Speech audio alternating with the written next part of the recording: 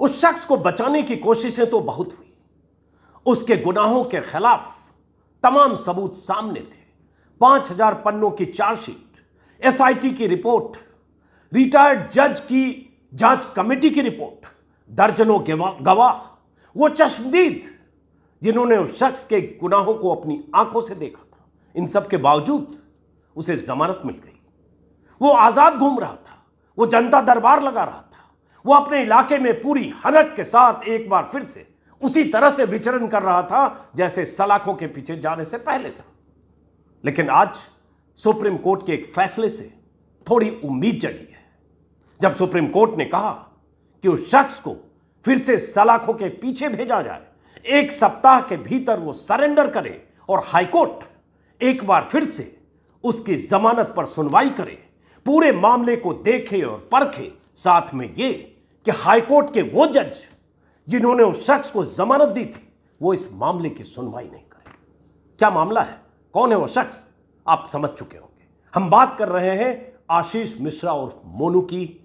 अजय मिश्र टेनी मोदी सरकार में गृह राज्य मंत्री, उनके बेटे, और ये कांड था लखीमपुर खीरी कांड का मुख्य विलन 4 किसानों के साथ साथ एक पत्रकार को अपनी गाड़ियों के काफिले से कुचलने का मुख्य आरोपी आशीष मिश्रा, जिसके खिलाफ सबूत के 5000 पन्ने हो, उसे जमानत हाईकोर्ट से मिल गई थी। और हाईकोर्ट ने जमानत में उन तमाम सबूतों को नजरअंदाज किया जिसके आधार पर वो जमानत का हकदार नहीं था। लेकिन जब बाप केंद्रीय गृह राज्य मंत्री हो, सूबे में उसी पार्टी की सरकार हो जिस पार्टी में उस आरोपी का बाप एक बड़ा नेता हो, तो उस सरकार ने उस आरोपी की जमानत के खिलाफ सुप्रीम कोर्ट में अपील तक नहीं की। सुप्रीम कोर्ट का दरवाजा खटखटाया उन पीड़ितों के परिवारों ने जो उसकी गाड़ियों से कुचले गए थे। और सुप्रीम कोर्ट में 3-4 सुनवाई के बाद आज जो सुप्रीम कोर्ट ने कहा वो बहुत अहम है। सलाखों के पीछे तो आशीष मिश्रा फिर से जाएगा, हाईकोर्ट में उसकी जमानत पर फिर से सुनवाई होगी। लेकिन जो सुप्रीम कोर्ट ने कहा वो राज्य सरकार के मुंह पर तमाचा है। और हैरानी इस बात की कि सुप्रीम कोर्ट के आज के इस फैसले के बाद भी न तो मोदी सरकार की सेहत पर कोई फर्क पड़ेगा, न तो अजय मिश्र टेनी की कुर्सी हिलेगी, सिर्फ उसका बेटा सलाखों के पीछे जाएगा। लेकिन उम्मीद ये कि शायद पीड़ितों को इंसाफ मिलेगा। क्या कहा है सुप्रीम कोर्ट ने, गौर से सुनिए। और ये इसलिए भी जरूरी है कि जब छोटे मोटे अपराधों में दर्जनों सैकड़ों लोग हर महीने सलाखों के पीछे जाते हैं और लाखों लोग जेलों में बंद हैं जिन्हें जमानत नहीं मिलती, लेकिन जब बाप केंद्रीय गृह राज्य मंत्री हो तो किसानों को, पत्रकारों को कुचल कर भी कोई शख्स कैसे जमानत पा जाता है और उसकी जमानत का विरोध सरकार और सिस्टम नहीं करता है। सुप्रीम कोर्ट ने कहा हाईकोर्ट के लिए खास तौर से, और उसके बाद मैं बताऊंगा कि सुप्रीम कोर्ट ने राज्य सरकार के लिए क्या कहा और राज्य सरकार को कैसे सुप्रीम कोर्ट में बार बार जलील होना पड़ा, यह सुनना समझना जरूरी है। सुप्रीम कोर्ट ने कहा आज के फैसले में 1 सप्ताह के भीतर आशीष मिश्रा सरेंडर करें और हाईकोर्ट नए सिरे से जमानत याचिका पर सुनवाई करे और एक अलग बेंच को इसकी सुनवाई की जिम्मेदारी दी जाए। सुप्रीम कोर्ट ने कहा पीड़ितों की सुनवाई से इनकार करना और हाईकोर्ट द्वारा दिखाई गई जल्दबाजी जमानत आदेश को रद्द करने योग्य है। हाईकोर्ट के इस आदेश को कायम नहीं रखा जा सकता है और इसे रद्द किया जाना चाहिए। हाईकोर्ट ने जल्दबाजी दिखाई थी, तब भी आलोचना हुई थी। 10 फरवरी को जब जमानत मिली, हाईकोर्ट ने ट्रायल कोर्ट में जिस मुद्दे पर बात होनी चाहिए उस मुद्दे पर, और उसमें कुछ विसंगतियों को हाईकोर्ट ने विसंगतियां तलाशने की कोशिश की ताकि उसे जमानत दी जाए। हाईकोर्ट ने यह तक मान लिया कि अपने बचाव में ड्राइवर ने गाड़ी की रफ्तार तेज की होगी, भीड़ पीछे से हमला कर रहा होगा और उस बचाव में अगर कुछ हादसा हुआ तो हाईकोर्ट के मुताबिक इसके लिए आशीष मिश्रा शायद 302 या 307 का आरोपी या मुजरिम ना हो। कुछ इस तरह की ही बात हाईकोर्ट ने की थी। आज सुप्रीम कोर्ट ने हाईकोर्ट के फैसले पर भी तल्ख प्रतिक्रिया व्यक्त की। हालांकि सुप्रीम कोर्ट ने पिछली सुनवाई के दौरान भी हाईकोर्ट ने जमानत देते वक्त जो प्रक्रिया अपनाई और जो हाईकोर्ट ने अपने फैसले में जो कुछ लिखा उस पर सुप्रीम कोर्ट को एतराज था। इसमें एक दिलचस्प बात यह है कि सुप्रीम कोर्ट ने यह भी कहा कि राज्य सरकार ने उसकी जमानत के खिलाफ सुप्रीम कोर्ट में याचिका क्यों नहीं दायर की, क्योंकि राज्य सरकार की लापरवाही को लेकर सुप्रीम कोर्ट लगातार फटकार लगाता रहा है और लगातार रहा था। यह आप सबको पता होगा कि इस पूरे मामले में एसआईटी का गठन भी सुप्रीम कोर्ट के निर्देश पर हुआ था। 3 अक्टूबर की घटना के बाद कई दिनों तक आशीष मिश्रा को बचाने की जब कोशिशें होती रही, सुप्रीम कोर्ट में जब याचिका दायर की गई, तब सुप्रीम कोर्ट की तरफ से एक एसआईटी का गठन हुआ था, जिसका सुपरविजन पंजाब हरियाणा हाईकोर्ट के एक रिटायर्ड जज राकेश कुमार जैन को जिसकी जिम्मेदारी दी गई, और यह भी सुप्रीम कोर्ट ने तय किया। 3 आईपीएस अधिकारी जो यूपी के नहीं रहने वाले हैं लेकिन यूपी काडर के हैं, उन्हें सुपरविजन की जिम्मेदारी दी गई, और तब उस एसआईटी ने जांच की। जांच में के बाद 5000 पन्ने की चार्जशीट तैयार की। उसमें रिपोर्ट में खास तौर से कहा गया कि पूरी घटना पूर्व नियोजित थी, साजिश के तहत किसानों को कुचला गया, और आशीष मिश्रा और उनके साथियों पर दफा 307 और बाकी धाराओं के साथ कंस्पिरेसी 120B के साथ 302 भी लगाया गया। लेकिन उसके बाद भी हाईकोर्ट ने आशीष मिश्रा को जमानत दे दी। तो उस जमानत के बाद एसआईटी की तरफ से राज्य सरकार के additional chief secretary ACS home को 2 बार चिट्ठी लिखी गई कि इस जमानत का विरोध, इस जमानत को चुनौती सुप्रीम कोर्ट में दी जानी चाहिए। लेकिन राज्य सरकार की तरफ से सुप्रीम कोर्ट में जमानत को चुनौती नहीं दी गई। रिटायर्ड जज जो पूरे मामले की मॉनिटरिंग कर रहे थे, उन्होंने भी चिट्ठी लिखी राज्य सरकार को कि जमानत का विरोध किया जाना चाहिए सुप्रीम कोर्ट में, लेकिन राज्य सरकार की तरफ से सुप्रीम कोर्ट का दरवाजा नहीं खटखटाया गया। राज्य सरकार की लापरवाही के खिलाफ, या राज्य सरकार ने जिस ढंग से आशंका थी कि राज्य सरकार बचाने की कोशिश कर रही है, उसके खिलाफ पीड़ित पक्ष सुप्रीम कोर्ट गया, और सुप्रीम कोर्ट में दुष्यंत दवे और प्रशांत भूषण जैसे वरिष्ठ वकीलों ने पीड़ित पक्ष की तरफ से सुप्रीम कोर्ट में सुनवाई में अपना पक्ष रखा, और तब सुप्रीम कोर्ट ने यूपी सरकार को भी नोटिस जारी किया। और सुप्रीम कोर्ट बीते दो तारीखों पर जब सुप्रीम कोर्ट में सुनवाई हुई, सुप्रीम कोर्ट ने बार बार यह पूछा कि जांच कमेटी ने, जब जो जज सुप्रीम कोर्ट की तरफ से जो जांच कमेटी बनी, उसके जो जज थे, उनकी तरफ से भी अगर ये कही गई, चिट्ठी लिखी गई कि इसके लिए जमानत याचिका को रद्द करने के लिए सुप्रीम कोर्ट में याचिका दायर की जानी चाहिए सरकार की तरफ से, तो सरकार ने अब तक क्यों नहीं किया। लेकिन इसकी तरफ से सरकार ने कहा कि, सरकार की तरफ से वकील ने कहा, वो बहुत दिलचस्प है, उसको भी सुनना चाहिए। वकील ने कहा, जो राज्य सरकार की तरफ से सुप्रीम कोर्ट में थे, उन्होंने कहा हलफनामा दायर करके राज्य सरकार की तरफ से कि आशीष मिश्रा की जमानत को चुनौती के लिए सुप्रीम कोर्ट में अपील का फैसला रेलिवेंट अथॉरिटीज के पास पेंडिंग है।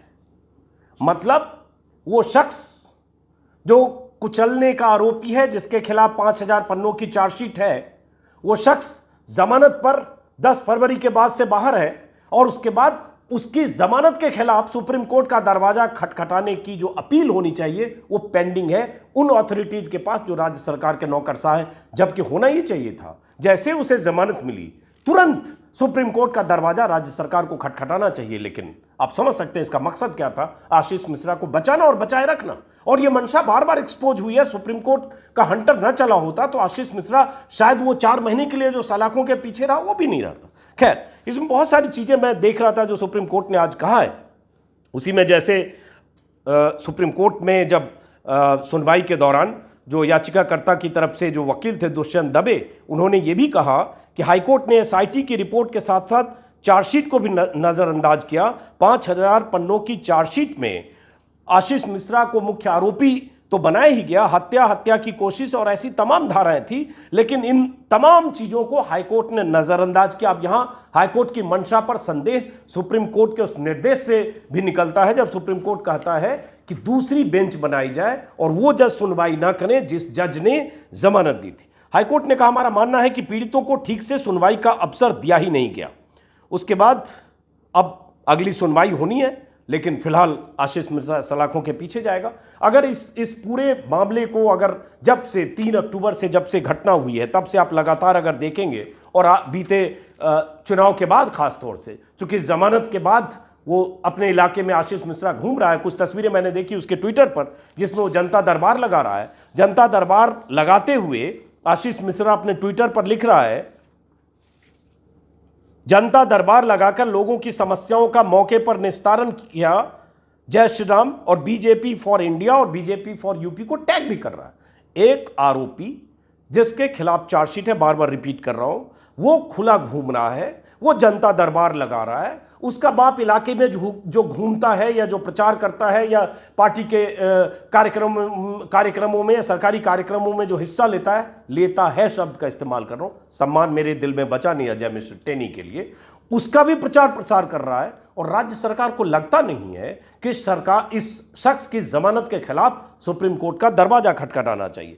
सुप्रीम कोर्ट की तरफ से जो जांच कमेटी बनी थी, उस कमेटी ने भी सुप्रीम कोर्ट में अपनी रिपोर्ट फाइल की थी। उसमें भी कमेटी ने कहा था कि एसआईटी ने आशीष मिश्रा की जमानत रद्द करने की मांग करने वाली याचिका दायर करने के लिए यूपी सरकार को 2 बार सिफारिश भेजी, लेकिन यूपी सरकार की तरफ से उस पर कोई जवाब नहीं आया। हालांकि यूपी सरकार ने कोर्ट में एक तरह से बचाव करने की कोशिश की और कोर्ट में यह कहा कि आशीष मिश्रा गवाहों को सुरक्षा इस मामले में दे दी गई है, इसलिए कोई सबूतों से छेड़छाड़ की बात नहीं है। और जमानत को लेकर यह भी तर्क दिया कि आशीष मिश्रा कोई ऐसे अपराधी नहीं हैं जो बार बार अपराध कर रहे हैं। सरकार ने यह भी कहा कि अगर वो बार बार अपराध करने वाले अपराधी होते तो उन्हें जमानत नहीं दी जानी चाहिए। बार बार करने वाले अपराधी होते तो जमानत नहीं दी जानी चाहिए, यह सरकार का तर्क है। राज्य सरकार का रवैया पूरे मामले को लेकर लगातार ढीला ढाला रहा, चाहे 3 अक्टूबर के बाद की घटनाओं को देखें या उस समय जो राज्य सरकार की तरफ से जो पुलिस अधिकारी जांच कर रहे थे उनके तरीके को देखें। और बार बार मैंने कहा अपने वीडियो में कि अगर सुप्रीम कोर्ट की तरफ से मॉनिटर नहीं किया गया होता पूरे मामले को तो पता नहीं आशीष मिश्रा कब का मुक्त हो चुका होता, क्योंकि सरकार की तरफ से सरकार के जो अधिकारी थे, बीजेपी के नेता थे, वो बार बार यही कहने की कोशिश कर रहे थे आशीष मिश्रा तो मौके पर था ही नहीं। आशीष मिश्रा ने भी अपने बचाव में बार बार यही कहा कि वो मौके पर नहीं था, लेकिन एसआईटी ने अपनी जांच रिपोर्ट में कहा है कि आशीष मिश्रा वहां मौके पर घटना के वक्त मौजूद था।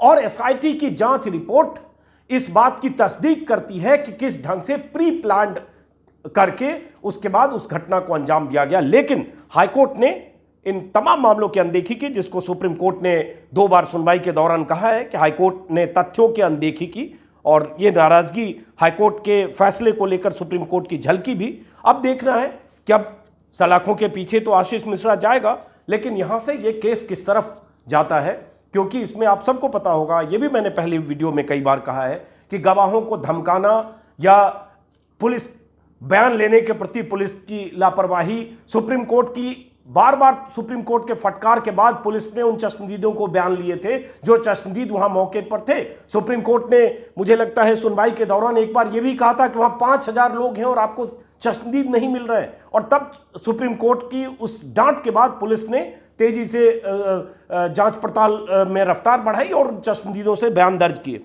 लेकिन इस बीच यह भी हुआ है कि जो एक विटनेस है पूरे मामले का, हालांकि पीड़ित भी है, उन पर हमला हुआ। लखीमपुर खीरी कांड के जो पीड़ित थे, नाम अभी मैं देख रहा हूं, बिलासपुर में उन पर हमला हुआ, हरदीप सिंह पर बिलासपुर में हमला हुआ।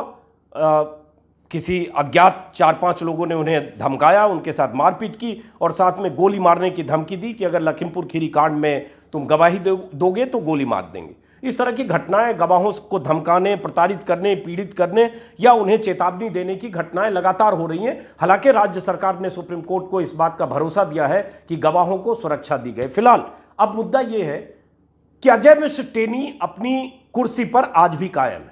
चुनाव के पहले तक तो यह माना जा रहा था कि बीजेपी रिस्क नहीं लेना चाहती है, ब्राह्मण वोट है, बीजेपी के लिए अजय मिश्र टेनी बहुत मायने रखते हैं। लेकिन अब चुनाव भी बीत गया, अजय मिश्र टेनी फिर से अपने पूरे इलाके में सक्रिय है। हालांकि उनका ये बेटा, जिसे वो अपनी सीट, जो उन्होंने निघासन सीट कभी छोड़ी थी, 2012 में वहां से विधायक बने थे, उस सीट पर उनका बेटा दावेदार भी था। ये अलग बात है, सलाखों के पीछे गया, उसके बाद उसकी दावेदारी छिन गई। लेकिन फिर से अजय मिश्र का बेटा आशीष अपने इलाके में सक्रिय है, राजनीति में वापसी की राह बना रहा है और अपने ट्विटर अकाउंट पर लगातार प्रधानमंत्री अमित शाह उनके भाषण को रीट्वीट भी करता है, सीधे प्रधानमंत्री बीजेपी को टैग भी करता है। इसका मतलब है कि उसे इस बात का अंदाजा है कि आज न कल वो बाहर आएगा, चाहे गवाह मैनेज हो जाए, चाहे पुलिस मैनेज हो जाए, चाहे आगे सुनवाई के दौरान हॉस्टाइल हो जाए। लेकिन अब यही देखना है कि सुप्रीम कोर्ट जिस ढंग से लगातार मॉनिटर करके आज यहां तक पहुंचा कि उसकी जमानत रद्द करते हुए, हाईकोर्ट के फैसले को रद्द करते हुए उसे फिर से सरेंडर करने का निर्देश दिया, तो क्या यह उम्मीद की जानी चाहिए कि आशीष मिश्रा और उसके जो गैंग के बाकी सदस्य थे उन्हें सजा मिलेगी और पीड़ितों को इंसाफ मिलेगा। फिलहाल इस वीडियो को खत्म करते हैं, फिर मुलाकात होगी किसी और वीडियो में। नमस्कार।